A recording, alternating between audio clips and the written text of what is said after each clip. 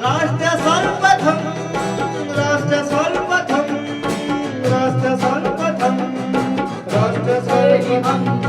राष्ट्र सर्वप्रथम की बात कार्यक्रम में आप सभी राष्ट्रवासियों का हार्दिक स्वागत है।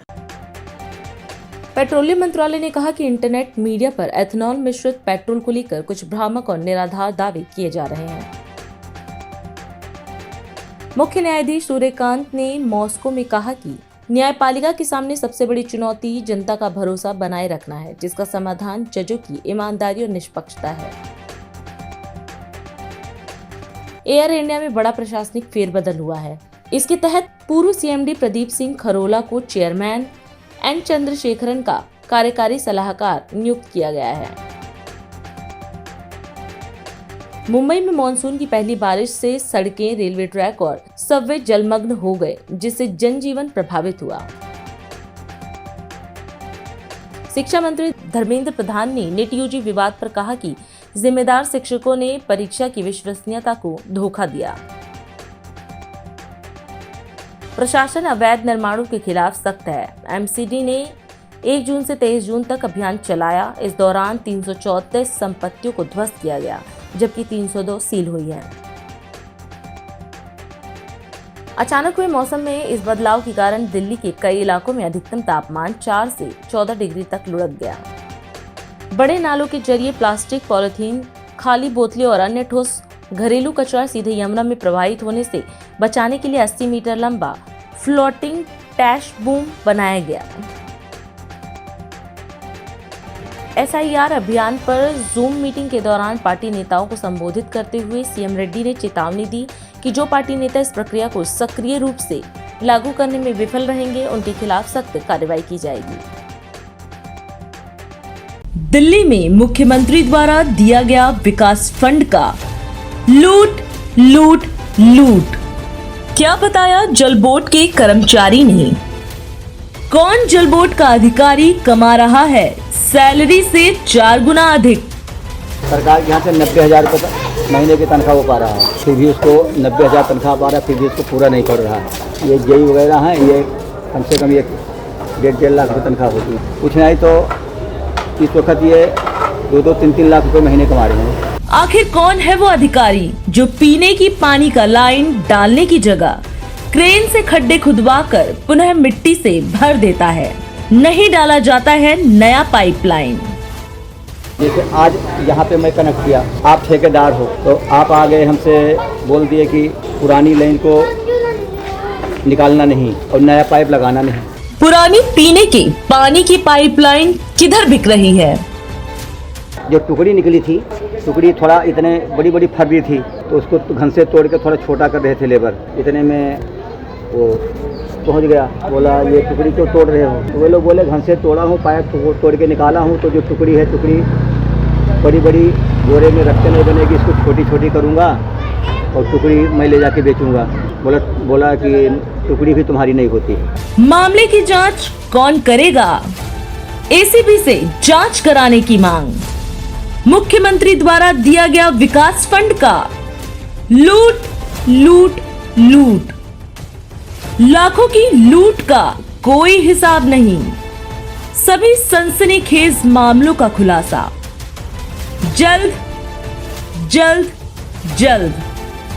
देखते रहिए अन्य खबरों के लिए राष्ट्र सर्वप्रथम के बाद ललित सुमन के साथ नेशनल टीवी चैनल सर्वधर्म संगम पर। महान शिक्षाविद एवं भारतीय जनसंघ के संस्थापक डॉक्टर श्यामा प्रसाद मुखर्जी के बलिदान दिवस पर भारतीय जनता पार्टी जिला करोल बाग द्वारा विशेष श्रद्धांजलि कार्यक्रम आयोजित किया गया। इस अवसर पर भाजपा के राष्ट्रीय अध्यक्ष नितिन नबीन, भाजपा प्रदेश अध्यक्ष एवं लोकसभा सांसद हर्ष मल्होत्रा, नई दिल्ली लोकसभा सांसद बांसुरी स्वराज, क्षेत्रीय विधायक हरीश खुराना, पूर्व विधायक सुभाष सचदेवा, पूर्व विधायक आरपी सिंह, करोल बाग जिला भाजपा प्रमुख वीरेंद्र बब्बर, रमेश नगर मंडल अध्यक्षा दिव्या गोसाई एवं उनकी टीम व पूरी दिल्ली से भारी संख्या में भाजपा कार्यकर्ता उपस्थित रहे। कार्यक्रम को संबोधित करते हुए भाजपा अध्यक्ष नितिन नवीन ने कहा, एक देश में एक विधान, एक प्रधान और एक निशान के संकल्प को सिद्ध करने के लिए बलिदानी श्यामा प्रसाद मुखर्जी ने सत्ता का परित्याग कर राष्ट्र हित में संघर्ष का कठिन मार्ग चुना। मैं मानता हूं देश भर में ऐसी कोई पार्टी नहीं जिसने अपने पहले राष्ट्रीय अध्यक्ष को ही इस देश के उन विषयों को एक करने के लिए, देश को एक रखने के लिए पहले ही आंदोलन में अपनी जानों की, अपने जीवन की आहुति दी। और हम कह सकते हैं कि श्यामा प्रसाद मुखर्जी जी का वो बलिदान शायद उस कालखंड में जिन कार्यकर्ताओं ने काम करना शुरू किया होगा उनको अंदाज़ा नहीं होगा कि आज उनकी बलिदान और उनके बाद के संघर्ष शायद किसी दिन एक परिणाम के रूप में आएंगे। लेकिन हमारे आज के कालखंड के हमारे सभी कार्यकर्ता और ये हमारे कई वरिष्ठ साथी जिन्होंने उस संघर्ष को देखा है, मैं मानता हूँ जो कश्मीर गए होंगे, जिन्होंने कश्मीर की पीड़ा को देखी होगी, वो कहीं न कहीं इस दर्द को समझ सकते हैं कि कश्मीर में जिस समय वो काला कानून लागू किया गया, जिस समय इस देश में दो निशान, दो प्रधान, दो संविधान की बात की गई, कहीं ना कहीं लगता था कि शायद इस देश को आज़ादी होने के बाद भी दो मुल्कों में बांटने का प्रयास उसी समय से शुरू हो गया। उस प्रयास के खिलाफ भी लड़ाई अगर किसी ने लड़ी तो अपने श्यामा प्रसाद मुखर्जी जी ने लड़ी थी। मित्रों, आज जब हम उनके जन्म स्थान पश्चिम बंगाल से कश्मीर तक को देखते हैं तो मन में यह संतुष्टि होती है कि भारतीय जनता पार्टी के लाखों कार्यकर्ताओं का संघर्ष और अपने श्यामा प्रसाद मुखर्जी जी का बलिदान व्यर्थ नहीं गया। आज भारत पूरी तरह से एक भारत श्रेष्ठ भारत बनकर आगे बढ़ रहा है। मित्रों, वहीं भाजपा प्रदेश अध्यक्ष हर्ष मल्होत्रा ने इस अवसर पर कहा कि राष्ट्र प्रथम के सिद्धांत का पालन करते हुए श्यामा प्रसाद मुखर्जी ने सत्ता का त्याग किया। उनके और पंडित दीनदयाल उपाध्याय ने जिस बीज का रोपण किया वह वट वृक्ष भाजपा आज विश्व की सबसे बड़ी पार्टी है। जिन्होंने जो 1951 में बीजारोपण किया वो आज वट वृक्ष की तरह भारतीय जनता पार्टी के रूप में विश्व का नेतृत्व कर रहा है, पूरे मानवता का नेतृत्व कर रहा है। ऐसे डॉक्टर श्यामा प्रसाद मुखर्जी को नमन करने के लिए हम सब यहाँ पर उपस्थित हुए हैं। राष्ट्र प्रथम ये केवल उन्होंने अपनी नीति में नहीं, डॉक्टर श्यामा प्रसाद मुखर्जी ने अपने कृतित्व से हम सबको बताया, हम सबको सिखाया। अपने सिद्धांतों के आगे, राष्ट्र प्रथम के आगे उन्होंने सत्ता का भी त्याग किया। आज भी जो हम अपनी पंचनिष्ठाओं में समझते हैं, देखते हैं, जो हमारी पंचनिष्ठाओं में सबसे पहली निष्ठा राष्ट्रवाद की है और मूल्यों पर आधारित राजनीति है, इसका बीजारोपण भी डॉक्टर श्यामा प्रसाद मुखर्जी ने वहां प्रारंभ किया था।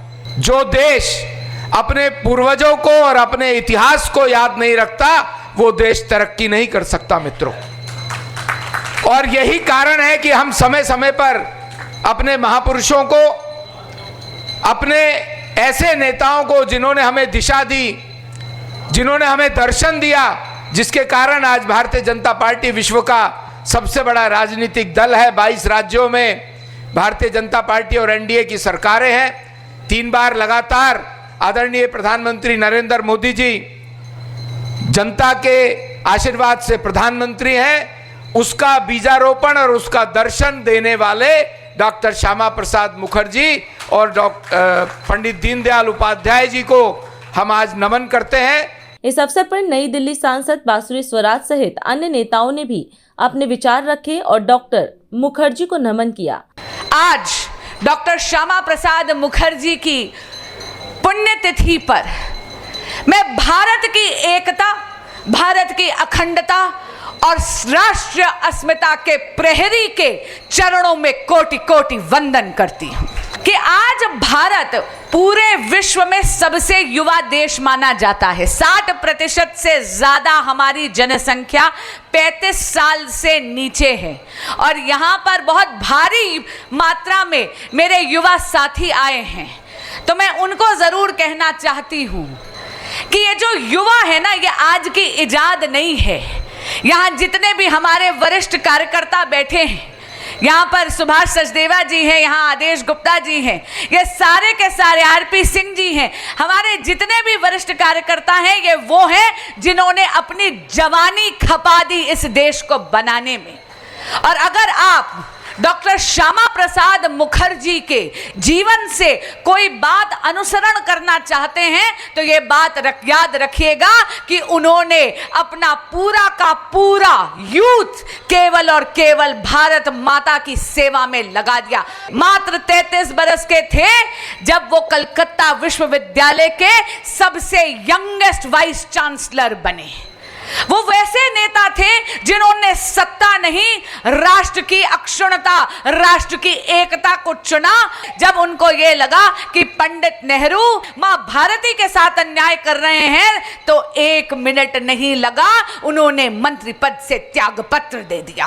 राष्ट्र प्रथम ये एक नारा नहीं था डॉक्टर श्यामा प्रसाद मुखर्जी के लिए, ये एक जीवन दृष्टि थी। और हम नरेंद्र मोदी के सिपाही हैं जो ना थकते हैं, ना रुकते हैं, ना झुकते हैं। यही बात कहकर मैं अपनी वाणी को विराम करना चाहूंगी और ये कहूंगी, ये अमृत काल है, ये कर्तव्य का काल है और हम सबको अखंड भारत, एक भारत, श्रेष्ठ भारत का जो स्वप्न है डॉक्टर श्यामा प्रसाद मुखर्जी को, उसको मिलकर साकार करना है। भारत माता की जय। हरियाणा के मुख्यमंत्री नायाब सिंह सैनी ने राज्य में भूमि संबंधित कार्यों को पारदर्शी, त्वरित और परेशानी मुक्त बनाने के उद्देश्य से ऑटो म्यूटेशन सिस्टम और पेपरलेस रेवेन्यू रजिस्ट्रेशन 2.0 का शुभारंभ किया। इस अवसर पर मुख्यमंत्री ने कहा कि यह पहल प्रधानमंत्री नरेंद्र मोदी के विकसित भारत विकसित हरियाणा के संकल्प और नागरिकों का जीवन सरल बनाने की दिशा में एक महत्वपूर्ण कदम है। उन्होंने बताया कि वर्ष 2025 में पेपरलेस रजिस्ट्री व्यवस्था लागू की गई थी और अब इसके दूसरे चरण में रजिस्ट्री के साथ इंतखाब प्रक्रिया को भी शामिल किया गया है। पेपरलेस रजिस्ट्री के 2.02 चरण में आज इसका जो लॉन्चिंग हुआ है, ये देश के यशस्वी प्रधानमंत्री आदरणीय मोदी जी की जो सोच है, विकसित भारत विकसित हरियाणा, और हर व्यक्ति के जीवन को सरल और सुगम करना, उसको कोई परेशानी ना हो, आज उसी कड़ी में आज इस पेपरलेस रजिस्ट्री 2.0 दूसरे चरण का आज शुभारंभ हुआ है और इसके साथ साथ ऑटोमोटेशन उसका भी शुभारंभ किया गया है। मुझे खुशी है, मैं ये बताना चाहूंगा कि पिछले 29 सितंबर 2025 को हमने कुरुक्षेत्र के बाबायन से पेपरलेस रजिस्ट्री की शुरुआत की थी, जैसा अभी बताया भी गया है, और इसे 1 नवंबर 2025 को हमने पूरे प्रदेश में लागू किया है। आज कुछ और सुधारों के साथ इसके दूसरे चरण का आज हमने शुरुआत की गई है। इसमें अब रजिस्ट्री के साथ इंतकाल को भी शामिल किया गया है। हमारा लक्ष्य है प्रदेश के लोगों को सरकारी कार्यालयों के चक्कर न काटने पड़े। उनकी समस्या वो जो डिजिटल के माध्यम से, जो डिजिटल में एक क्रांति आई है, उसके माध्यम से उसका सरलीकरण किया गया है। उन्हें नागरिक सेवाओं का लाभ अब डिजिटल माध्यम से ही घर बैठे मिल रहा है। मैं ये भी बताना चाहूंगा कि पहले चरण को लागू करने के बाद हमें पिछले 8 महीनों में विभिन्न स्टेक होल्डर्स हितधारकों के अनेक सुझाव हमें प्राप्त हुए हैं। हमने उसकी फीडबैक लिया है, अलग अलग स्थानों पर चर्चा भी की है और इन्हीं सुझावों और अनुभवों के आधार पर आज पेपरलेस रजिस्ट्री 2.0 ये लागू किया गया है। अब रजिस्ट्री के लिए आवेदन फार्म पहले से अधिक सरल और यूजर फ्रेंडली बनाया गया है। दोनों पक्षों के लिए आधार eKYC अनिवार्य किया गया है। इससे पहचान की 100% वो पुष्टि होगी। मॉनसून के आगमन से पहले दिल्ली सरकार ने जलभराव और सड़क संबंधी समस्याओं से निपटने की तैयारी को तेज कर दिया है। इसी क्रम में दिल्ली सरकार के लोक निर्माण विभाग मंत्री परवेश साहिब सिंह वर्मा ने मंगलवार को कीर्तिनगर और मोतीनगर क्षेत्र का दौरा कर विभिन्न विकास कार्यों एवं मॉनसून पूर्व तैयारियों का निरीक्षण किया। निरीक्षण के दौरान सद्गुरु रामदास मार्ग सहित आसपास के क्षेत्रों में सड़कों की स्थिति, जल निकासी व्यवस्था, स्टॉर्म वाटर ड्रेनों की सफाई तथा संभावित जलभराव वाले स्थानों का जायजा लिया गया। अधिकारियों ने मंत्री को नालों की डीसिल्टिंग और सड़क मरम्मत कार्यों की प्रगति की जानकारी दी। दौरे के दौरान परवेश साहिब सिंह वर्मा ने संबंधित अधिकारियों को निर्देश दिए कि मॉनसून से पहले सभी कार्य समयबद्ध तरीके से और निर्धारित गुणवत्ता मानकों के अनुरूप पूरे किए जाएं। उन्होंने कहा कि जलभराव की समस्या को रोकने और नागरिकों को बेहतर सुविधाएं उपलब्ध कराने के लिए सरकार पूरी गंभीरता से कार्य कर रही है। इस अवसर पर स्थानीय जनप्रतिनिधि हरीश खुराना ने भी क्षेत्र में जलभराव, सड़क और अन्य नागरिक सुविधाओं से जुड़े मुद्दों को उठाया। अधिकारियों को समस्याओं के स्थायी समाधान के लिए आवश्यक कदम उठाने के निर्देश देते हुए पीडब्ल्यूडी मंत्री ने स्पष्ट किया कि मॉनसून के दौरान नागरिकों को किसी प्रकार की असुविधा न हो, इसके लिए संवेदनशील क्षेत्रों की लगातार निगरानी की जा रही है। उन्होंने कहा कि मोतीनगर और कीर्तिनगर जैसे व्यस्त व्यवसायिक एवं आवासीय क्षेत्रों में आधारभूत ढांचे को मजबूत बनाना सरकार की प्राथमिकताओं में शामिल है। अभी समय है एक ब्रेक का, हम चलते हैं ब्रेक पर। आप कहीं जाए नहीं, छोटा सा ब्रेक। दिल्ली में मुख्यमंत्री द्वारा दिया गया विकास फंड का लूट लूट लूट, क्या बताया जल बोर्ड के कर्मचारी ने? कौन जल बोर्ड का अधिकारी कमा रहा है सैलरी से 4 गुना अधिक? सरकार के यहाँ से 90,000 रुपये महीने की तनख्वाह वो पा रहा है, फिर भी उसको 90,000 तनख्वाह पा रहा है, फिर भी उसको पूरा नहीं कर रहा है। ये जेई वगैरह हैं, ये कम से कम ये 1.5 लाख रुपये तनख्वाह होती है। कुछ नहीं तो इस वक्त ये 2-2, 3-3 लाख रुपये महीने कमा रहे हैं। आखिर कौन है वो अधिकारी जो पीने की पानी का लाइन डालने की जगह क्रेन से खड्डे खुदवाकर पुनः मिट्टी से भर देता है? नहीं डाला जाता है नया पाइपलाइन। जैसे आज यहाँ पे मैं कनेक्ट किया, आप ठेकेदार हो तो आप आ गए हमसे बोल दिए कि पुरानी लाइन को निकालना नहीं और नया पाइप लगाना नहीं। पुरानी पीने की पानी की पाइपलाइन किधर बिक रही है? जो टुकड़ी निकली थी, टुकड़ी थोड़ा इतने बड़ी बड़ी फरबी थी तो उसको घन से तोड़ के थोड़ा छोटा कर रहे थे लेबर, इतने में वो पहुंच गया। बोला ये टुकड़ी क्यों तोड़ रहे हो? तो वे लोग बोले घन से तोड़ा हूँ, पाइप तोड़ के निकाला हूँ, तो जो टुकड़ी है टुकड़ी बड़ी बड़ी बोरे में रखते नहीं बनेगी, इसको छोटी छोटी करूँगा और टुकड़ी मैं ले जाके बेचूँगा। बोला कि टुकड़ी भी तुम्हारी नहीं होती। मामले की जांच कौन करेगा? एसीबी से जांच कराने की मांग। मुख्यमंत्री द्वारा दिया गया विकास फंड का लूट लूट लूट, लाखों की लूट का कोई हिसाब नहीं। सभी सनसनीखेज मामलों का खुलासा जल्द जल्द जल्द। देखते रहिए अन्य खबरों के लिए राष्ट्र सर्वप्रथम की बात ललित सुमन के साथ नेशनल टीवी चैनल सर्वधर्म संगम पर। श्रेया फर्निशिंग लेकर आया है आपके लिए होम कलेक्शन, जिसमें आपको मिलता है upholstery fabric, designer curtains, home and office decoratives, carpets and sofa cover कम से कम दाम में कीर्ति नगर में आपके लिए उपलब्ध है।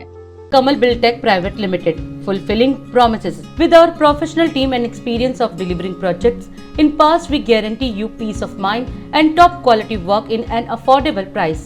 और अधिक खबरों के लिए आप हमारे YouTube चैनल दैनिक इंडिया दर्पण को अभी सब्सक्राइब करें और नोटिफिकेशन के लिए बेल आइकन को प्रेस करना ना भूलें। राष्ट्र सर्वप्रथम की बात कार्यक्रम में ब्रेक के बाद एक बार फिर आप सभी राष्ट्रवासियों का स्वागत है। ओमकारेश्वर महादेव मंदिर महाछठ पूजा समिति के अध्यक्ष, पूर्वांचल समाज के वरिष्ठ कार्यकर्ता एवं कीर्तिनगर गुजराती समाज के लिए निर्माण कार्य करने वाले प्रमुख ठेकेदार शंभू शाह का निधन हो गया। शाह परिवार के द्वारा जारी शोक संदेश के अनुसार श्री शंभू शाह का निधन 21 जून 2026 रविवार को प्रातः 3 बजे हुआ। समाज के विभिन्न वर्गों द्वारा श्री शाह के पुत्र रवि को लगातार सांत्वना प्रदान की जा रही है और ईश्वर से प्रार्थना की जा रही है कि शाह परिवार को इस दुख की घड़ी को सहन करने की शक्ति प्रदान करे।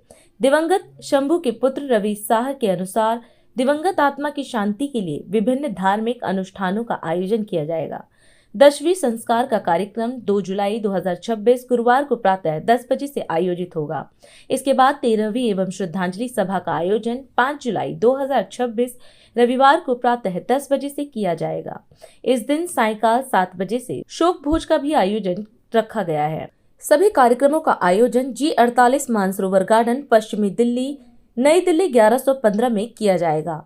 शंभू शाह की मौत के बाद शाह परिवार में शोक की लहर फैली हुई है। जनता का कहना है कि गुजराती समाज द्वारा श्री शंभू के परिवार की मदद इस कठिन घड़ी में की जानी अपेक्षित है, क्योंकि शंभू शाह ने पूरा जीवन गुजराती समाज की सेवा में गुजार दिया। यहाँ तक कि मजदूरों की मौत के मामले भी अपने सर पर लेकर निर्माणकर्ता पर आज नहीं आने दी। DID न्यूज द्वारा इस संबंध में विस्तृत रिपोर्ट जल्द प्रकाशित की जाएगी। राजस्थान के मुख्यमंत्री भजनलाल शर्मा ने सांगानेर विधानसभा क्षेत्र में 631 करोड़ से अधिक लागत के 1538 विकास कार्यों का लोकार्पण और शिलान्यास किया। इन परियोजनाओं के माध्यम से क्षेत्र में बुनियादी ढांचे, स्वास्थ्य, शिक्षा, बिजली, पानी, सड़क और सीवरेज जैसी सुविधाओं को नई गति मिलेगी। कार्यक्रम को संबोधित करते हुए मुख्यमंत्री ने कहा कि सांगानेर वासियों के आशीर्वाद से उन्हें प्रदेश की 8 करोड़ जनता की सेवा करने का अवसर मिला है। आज के इस सांगानेर विधानसभा के लोकार्पण एवं शिलान्यास के इस कार्यक्रम में नौजवान दोस्तों और मेरी माता बहनों, सबसे पहले तो मैं आप सभी सांगानेर वासियों को अभिनंदन करता हूं, वंदन करता हूं। आप सभी को मैं प्रणाम करता हूं और आपकी ताकत हमेशा मेरे साथ रहती है, इसलिए मैं राजस्थान के हर क्षेत्र में काम कर रहा हूं। आज 208 करोड़ रुपए से अधिक राशि से 1350 विकास कार्यों का लोकार्पण किया गया है। सड़क, बिजली, पानी, मूलभूत सुविधाएं संबंधित विकास कार्य सांगानेर के लोगों के जीवन में सुविधाजनक गुणवत्ता पूर्वक बनाएंगे। लगभग 422 करोड़ रुपए से अधिक के लागत के 188 कार्यों का शिलान्यास भी किया गया है। जयपुर भीलवाड़ा रोड के मोहाना मोड़ जंक्शन पर 124 करोड़ रुपए की लागत से बनने वाला फ्लाईओवर के निर्माण की भी आज नींव रखी गई है। साथ ही सांगानेर एलिवेटेड रोड 287 करोड़ रुपए की लागत से बन रहा है, जिसका शिलान्यास माननीय प्रधानमंत्री द्वारा किया जा चुका है। यशस्वी प्रधानमंत्री नरेंद्र मोदी जी कहते हैं कि विकास और विरासत साथ चलनी चाहिए। अगर ये सही मायने में है तो सांगानेर के अंदर है, यहाँ विकास भी है और विरासत भी है। मैं अंत में इतना ही कहूंगा कि सांगानेर के विकास कार्यों की जिम्मेदारी आप सभी की है। किस तरह से उसमें देरी नहीं हो, समय पर काम हो, कोई भी व्यक्ति को ऐसा नहीं लगे कि मेरा ये काम रह गया। ये जिम्मेदारी आप लोगों की है, एक एक कार्यकर्ता की है, एक एक यहाँ के हमारे सभी वो लोग जो सांगानेर के अंदर रहते हैं उनकी ड्यूटी बनती है, क्योंकि हम इस प्रदेश के देश के नागरिक हैं, आप इस विधानसभा के नागरिक हैं, इसलिए आपकी भी सहयोग उसमें पूरा रहे। मुझे विश्वास है आप जिस तरह से पूरे मन से काम करते हैं इसी तरह आप काम करते रहेंगे। काम की कोई चिंता नहीं है, आप जो बताएंगे हमारी सरकार उस काम को करेगी, पूरे राजस्थान के अंदर करेगी, ये मैं आपको विश्वास दिलाता हूं। नई दिल्ली स्थित एआईसीसी मुख्यालय में कांग्रेस नेताओं पवन खेड़ा और जीतू पटवारी ने प्रेस वार्ता को संबोधित किया। इस दौरान जीतू पटवारी ने मध्य प्रदेश के मुख्यमंत्री मोहन यादव से जुड़े कथित भूमि सौदों को लेकर सवाल उठाए। उन्होंने आरोप लगाया कि मुख्यमंत्री बनने के बाद उनके परिवार द्वारा बड़ी मात्रा में जमीन खरीदी गई। कांग्रेस ने इस मामले में भाजपा नेतृत्व और मुख्यमंत्री से जवाब मांगा है। पार्टी ने मांग की है कि संबंधित भूमि खरीद, विकास परियोजनाओं की समय सीमा और वर्ष 2023 के बाद हुई खरीद फरोख्त की जानकारी सार्वजनिक की जाए। साथ ही कांग्रेस ने मामले की स्वतंत्र जांच कराने की भी मांग की। पूरे देश में चर्चा है कि मध्य प्रदेश के मुख्यमंत्री ने मुख्यमंत्री बनने के बाद सैकड़ों एकड़ जमीन खरीदी। 30 घंटे तक कोई जवाब नहीं, एक जवाब आया है। उन्होंने कहा बात सवाल जमीन का था, बात जाति की करने लगे। एक मुख्यमंत्री है, बहुत बड़ी जवाबदारी रहती है उनके पास। एक विभाग है सामान्य प्रशासन विभाग,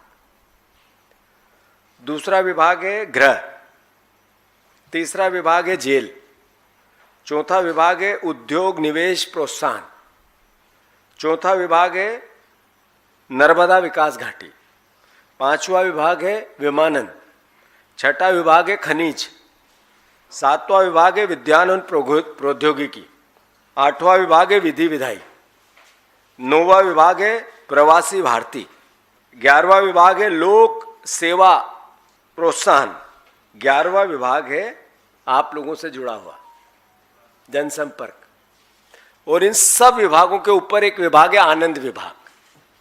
इन सब विभागों का आनंद लो। ये मेरे मुख्यमंत्री के पास 12 विभाग है। अब भारतीय जनता पार्टी से कल ये सवाल किए गए, मैं फिर से दोहराता हूं, क्या मुख्यमंत्री बनने के बाद परिवार ने जो आरोप लगे अखबार पब्लिक डोमेन में जमीन खरीदी या नहीं खरीदी? सामान्य बात है, इसका उत्तर देना चाहिए। दूसरा सवाल, क्या ये सच है कि इस जमीन में जो बड़ा हिस्सा उन क्षेत्रों में स्थित है जहां बाद में सड़क, कॉरिडोर और विकास योजनाएं सरकार ने चिन्हित की और उसको एक तरह से परमिशन दी? तीसरा सवाल है, क्या सरकार उन सभी परियोजना की टाइमलाइन सार्वजनिक करेगी?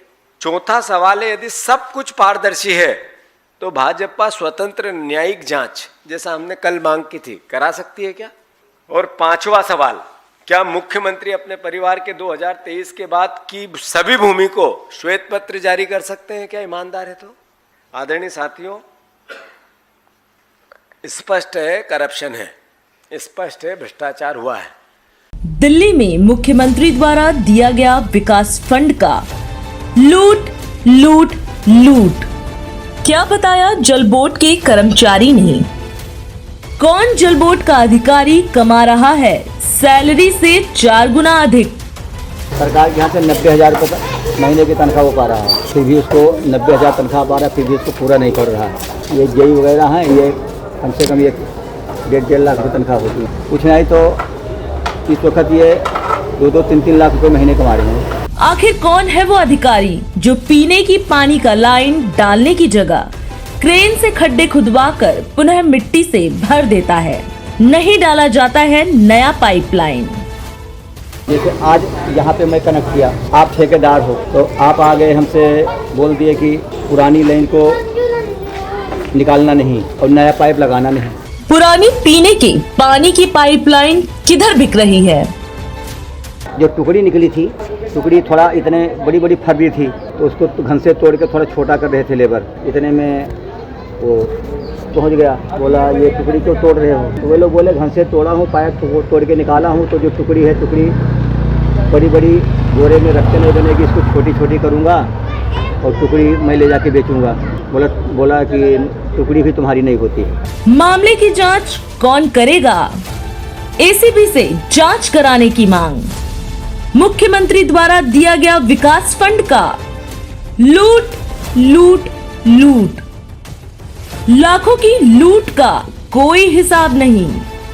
सभी सनसनीखेज मामलों का खुलासा जल्द जल्द जल्द। देखते रहिए अन्य खबरों के लिए राष्ट्र सर्वप्रथम की बात ललित सुमन के साथ नेशनल टीवी चैनल सर्वधर्म संगम पर। आज हम इस कार्यक्रम में आपसे विदा लेते हैं। आप अन्य खबरों के लिए बने रहे। राष्ट्र सर्वप्रथम, वंदे मातरम, जाग उठा है भारत। राष्ट्र सर्वप्रथम